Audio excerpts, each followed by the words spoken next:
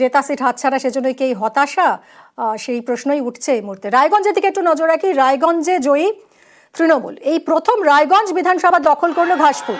ফুল বদলেও রায়গঞ্জে জয়ী কৃষ্ণ কল্যাণী।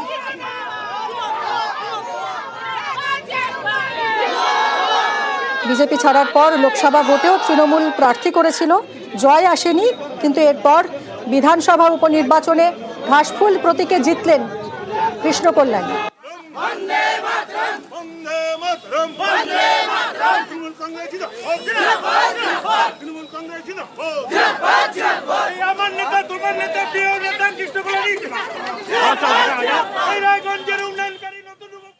এর কর্মীদের জয়, আমাদের নেতাদের জয়, আমাদের বুথ স্তরের যারা কর্মী, আমাদের পঞ্চায়েত মেম্বার, প্রধান পঞ্চায়েত সমিতির মেম্বার, জেলা পরিষদের মেম্বার, আমাদের রায়গঞ্জ মিউনিসিপ্যালিটির board of administrator chairperson, vice chairperson, যত কোঅর্ডিনেটর রয়েছে, এই জিতটা তাদের জিত।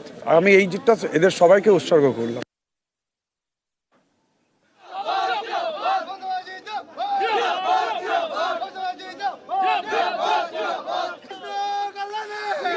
কথা বলবো, আমাদের প্রতিনিধি মুক্তা রয়েছেন এই মুহূর্তে। মুক্তা, বিজেপি ছাড়ার পর কৃষ্ণ কল্যাণী, তিনি আমরা দেখলাম যে লোকসভা ভোটে তৃণমূল প্রার্থী করলো, কিন্তু কৃষ্ণ কল্যাণী হারলেন এবং এবার তিনি জিতলেন।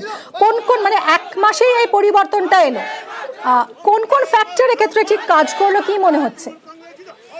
দেখো, তোমাকে বলি যে রায়গঞ্জ বিধানসভায় আমরা দেখেছি লোকসভায় বিজেপির জিত হলেও এবং তৃণমূল কংগ্রেস প্রচুর 47,000 ভোটে মাইনাস ছিল, কিন্তু সবচেয়ে বড় কাজ করেছে যে সাধারণ মানুষকে বোঝানো হয়েছে তৃণমূলের পক্ষ থেকে যে এই ভোটটা শাসক দলকে দিলেই এলাকার উন্নয়ন হবে এবং এই ভোট কিন্তু বিধায়ক যে প্রধানমন্ত্রী হবে না বা মুখ্যমন্ত্রী হবে না, কারণ উন্নয়নের পক্ষে যদি ভোট করে তাহলে এলাকার উন্নয়ন করতে বিধায়কের আরো সুবিধা হবে। সেই কথা কিন্তু তৃণমূল কংগ্রেস কর্মীরা এবং যারা রয়েছে জেলাতে, যারা জেলা নেতৃত্ব সবাই মিলিত হয় কিন্তু এই বাড়ি বাড়ি প্রচার এবং বিভিন্ন সরকারি যে প্রকল্পগুলো দিয়েছে সেই প্রচার, এই জিনিসগুলো সাধারণ মানুষ কিন্তু বুঝতে পেরেছে যে বিজেপি যে প্রার্থী রয়েছে তাকে ভোট দিলে কোনো উন্নয়ন করতে পারবে না, বা কংগ্রেসের প্রার্থী রয়েছিল মহসিন গুপ্ত, সে সেন্ট্রালে কোনো সরকারি নেই বা রাজ্যতেও নেই, তাহলে কাকে ভোট দিতে হবে? তাহলে শাসক দলের পক্ষে ভোট দিলে এলাকায় উন্নয়ন আরো বাড়বে। যেমন রায়গঞ্জ ডেভেলপ হয়েছে, কিন্তু আরো ডেভেলপের স্বার্থে সাধারণ মানুষ কিন্তু একেবারে ভোট দিয়েছে। সেই ভোটে কিন্তু 50,000।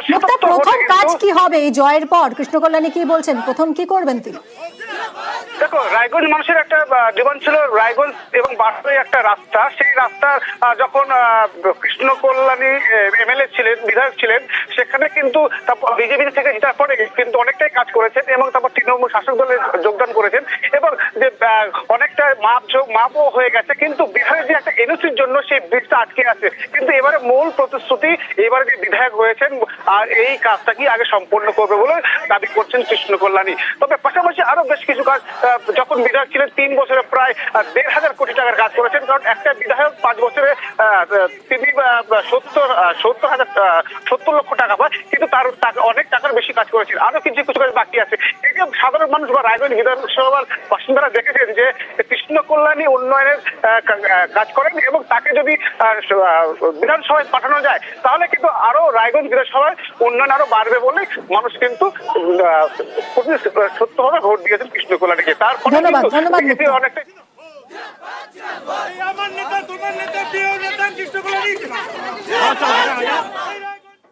আর এবার মতুয়াগড়েও জোড়াফুল। বাগদায় জয়ী তৃণমূলের মধুপর্ণা ঠাকুর। গণনার শুরু থেকেই ফুল বদলের আভাস পাওয়া যাচ্ছিল। 33,000-এরও বেশি ভোটে জয় পেয়েছেন তিনি। তৃণমূলের টিকিটে বিধানসভার পথে ঠাকুর বাড়ির মেয়ে। অনিরুদ্ধ আমাদের প্রতিনিধি রয়েছেন। অনিরুদ্ধ, খুব অল্প বয়সেই বিধানসভায় যাচ্ছেন মধুপর্ণা ঠাকুর এবং বিধানসভার সব কনিষ্ঠতম সদস্য হতে চলেছেন তিনি, এবং ঠাকুর বাড়ির একটা পারিবারিক দ্বন্দ্ব ফ্যাক্টর ছিল এক্ষেত্রে। কতটা স্যাটিসফাইড জয়ের পর মধুপর্ণা কি বলছেন? দেখো, তোমাকে জানিয়ে রাখি যে শুধু বয়স কম সেটাই নয়, মধুপর্ণা এ যাবৎকাল পশ্চিমবঙ্গ বিধানসভার সব থেকে কনিষ্ঠতম বিধায়ক হিসাবে বিধানসভায় যাচ্ছে এবং বাগদায় যে মতুয়াগড় সেই মতুয়াগড় 8 বছর পরে পুনরুদ্ধার করলো তৃণমূল কংগ্রেস বলা যেতে পারে। এবং এই মতুয়াগড় উদ্ধারের জন্য তৃণমূল কংগ্রেস যে সমস্ত স্ট্র্যাটেজি নিয়েছিল তা যথেষ্ট রকম ফলপ্রসূ হয়েছে বলেও বলা যেতে পারে। কারণ এই মতুয়াগড়েই 2016 সাল থেকে কিন্তু তৃণমূল কংগ্রেস হেরে এসেছে এবং এবার উপনির্বাচনে ঠাকুরবাড়ির সদস্য মধুপর্ণা ঠাকুরকে প্রার্থী করেছিল তৃণমূল কংগ্রেস। তারপরেও অর্থাৎ তারা রিস্ক মতুয়া নিতে ভোট চায়নি। পুনরুদ্ধার করলো তৃণমূল, কথা বলা যায়। একদমই তোমার কথা বলা যেতে পারে যে মতুয়াগড় পুনরুদ্ধার করলো তৃণমূল কংগ্রেস। কারণ বাম আমলেও বাগদা বিধানসভা কেন্দ্র কিন্তু তৃণমূল কংগ্রেসের আধিপত্য ছিল এবং সেখান থেকে তৃণমূল কংগ্রেস সরকারে আসার পরেও এখান থেকে মন্ত্রী হয়েছেন উপেন বিশ্বাস। কিন্তু 2016 সালে দেখা গেছে উপেন বিশ্বাস বাগদাতে পরাজিত হন, কিন্তু তারপর থেকেই এই বাগদার যে শক্ত ঘাঁটি তা দুর্বল হতে থাকে তৃণমূল কংগ্রেসের এবং 8 বছর পরে আবারও জেতার স্বাদ পেল বাগদার তৃণমূল কংগ্রেসের কর্মী সমর্থকরা। এবং বলা যেতে পারে যে মতুয়া প্রার্থী হিসাবে মধুপর্ণা ঠাকুর যে অ্যাডভান্টেজ নিয়ে নেমেছিল এবং তৃণমূল কংগ্রেস যে স্ট্র্যাটেজি নিয়েছিল যে ছাত্রদেরকে তারা প্রচারের বিভিন্ন ক্ষেত্রে কাজে লাগিয়েছিল এবং রাজ্যের মন্ত্রীদেরকে নানা পঞ্চায়েত প্রচারের কাজে লাগিয়েছিল, সেই সমস্ত ইকুয়েশন কাজ করেছে বলেই আজকে কিন্তু এই জেতার মার্জিন বাগদা বিধানসভা কেন্দ্র। তোমাকে বলে রাখি যে উপেন বিশ্বাস 2011 সালে যখন জয়ী হয়েছিল তখনও 26,000-এর বেশি ভোটে হয়তো বা জয় ছিল, কিন্তু মধুপর্ণা ঠাকুর সমস্ত রেকর্ডকে ছাপিয়ে গেছে। সেখানে 33,455 ভোটে জয়ী হয়েছে মধুপর্ণা ঠাকুর এবং এই মতুয়া ভোট যে বাগদায় ফ্যাক্টর তা প্রমাণিত হয়েছে। এবং তৃণমূল অনিরুদ্ধ, আমাদের কংগ্রেস সঙ্গে থাকো, আমরা একবার শুনবো মধুপর্ণা ঠাকুরের বক্তব্য।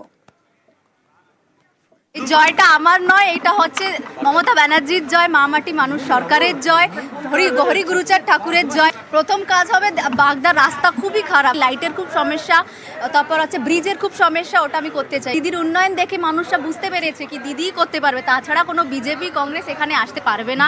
বয়সটা ম্যাটার করে না, ম্যাটার করে হচ্ছে আমি কতটা মানুষের জন্য করতে পারি, মানুষের পাশে কতটা দাঁড়াতে পারি। এটা জাস্ট একটা আশীর্বাদ যখন পেয়েছি, যখন মাঠে নেমেছি, আগেই বলেছি লড়াই তো করতে হবে, এটা তো প্রথম, জাস্ট আগে দেখা যাক কি হয়, বাগদাকে সোনার মতন বাগদা গড়তে পারি। হ্যাঁ, প্রবলেম সলভ কেন কথা হবে না। হাজার অলি আমার দাদা, রক্তের একটা টান আছে, হাজার অলি আমার দাদা, ওনার আশীর্বাদ জন্য আমার উপরে থেকে যায়।